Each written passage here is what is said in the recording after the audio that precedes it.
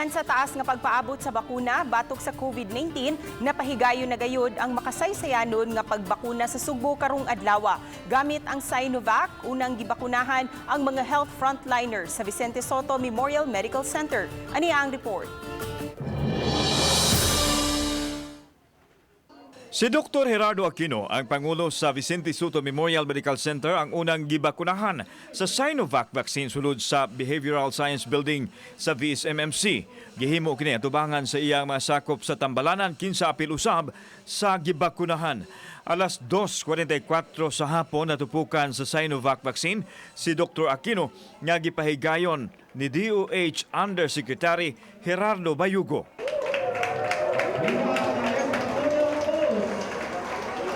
Kauban nga nabakunahan silang Dr. Mary Jean Luriche, ang DOH-7 spokesperson, IATF Deputy Implementer Mel Feliciano ug ubang mga execom sa VSMMC. Human natupukan, giobserbahan sila sulod sa 30 minutos kung wala ba sila nabatyagan nga side effect.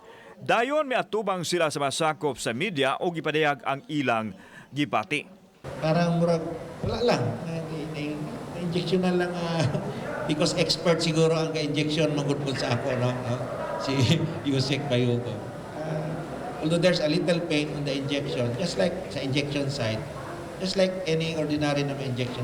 There's just a little pain on the site of the injection, but other than that, I feel well, I feel okay, and elated actually. That's the right word there.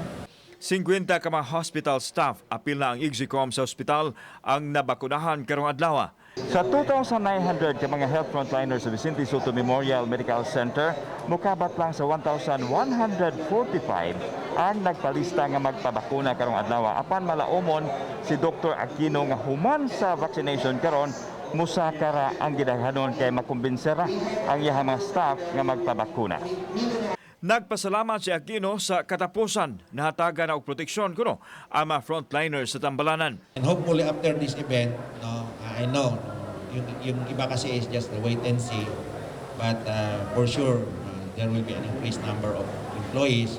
Mitambong sa ceremonial vaccination si Secretary Harry Roque o mga department undersecretaries. Diha usab si DOH-7 Regional Director Jaime Bernadas apan wa siya magpabakuna. Nasairan nga 63 anyos na si Bernadas. Samtang mitambong ang Consul General sa China, Zia Li, kinsa mipadayag nga bukas kanunay ang ilang nasod sa pagtabang sa Pilipinas aron makalingkawas sa pandemic.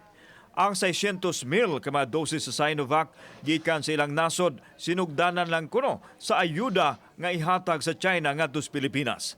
病毒没有国界，是我们共同的敌人。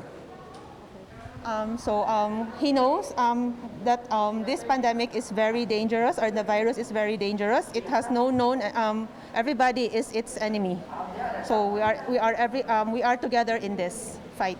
Ang Makasaysayanon nga COVID-19 vaccination gitampungan usab sa mga leader sa Tri-Cities sa Sugbo.